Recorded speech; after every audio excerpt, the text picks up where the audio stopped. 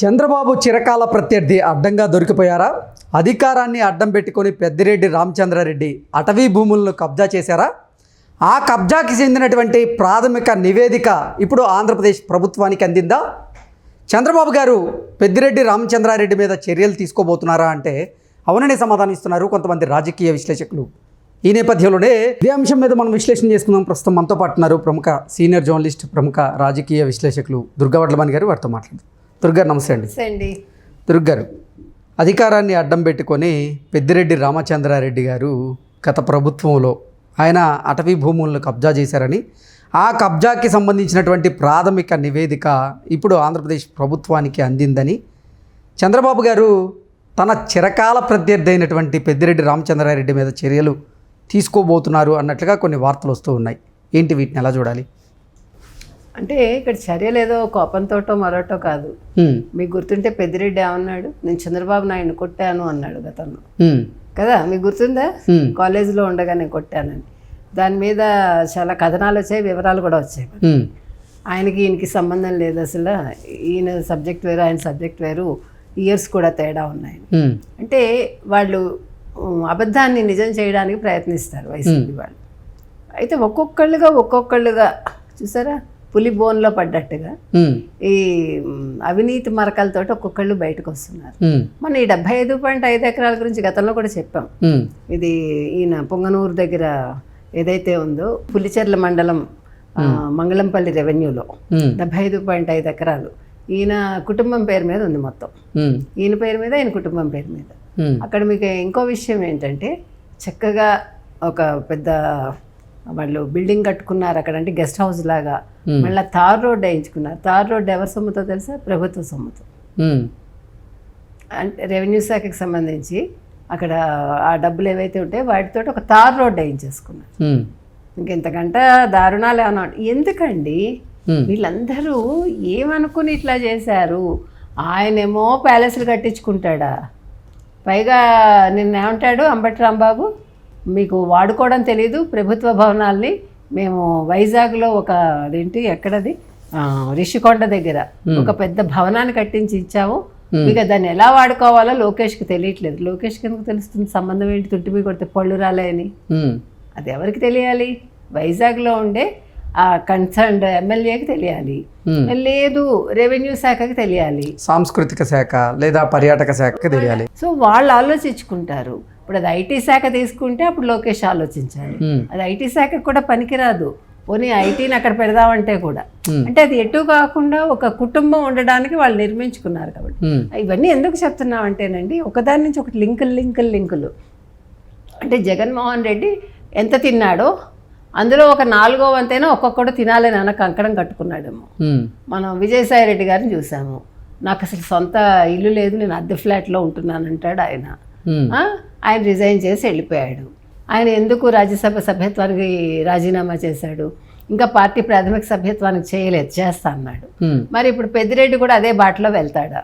ఇప్పుడు ఈ 75.5 ఎకరాలే కాకుండా ఇంకొక 30 ఎకరాలు వాళ్ళ అధీనంలో ఉంది. బినామీ పేర్లతోటి ఏదో మొత్తానికి వాళ్ళు తిమ్మిని బెమ్మించేశారని తెలుస్తుంది మనకి.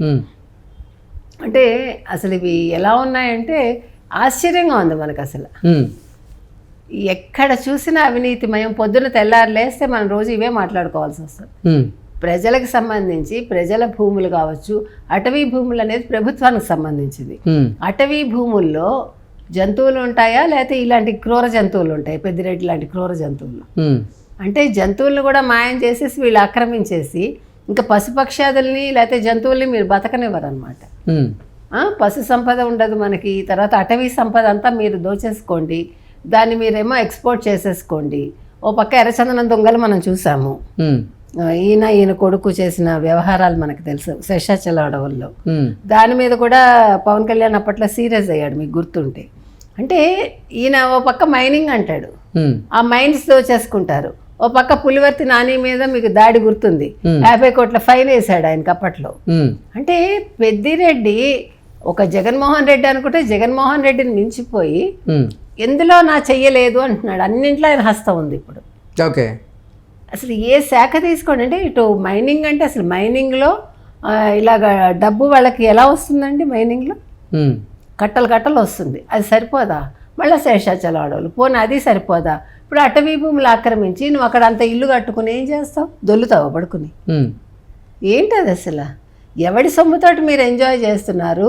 అపోజిషన్కి సంబంధించిన వాళ్ళు ఎవరినైనా ఆయన బతకనిచ్చాడా? వాళ్ళు ప్రశాంతంగా వాళ్ళు ఊపిరి పీల్చుకున్నారా? ఇవాళ పెద్దిరెడ్డి విషయం మీద చంద్రబాబు నాయుడు సీరియస్ అయ్యాడు.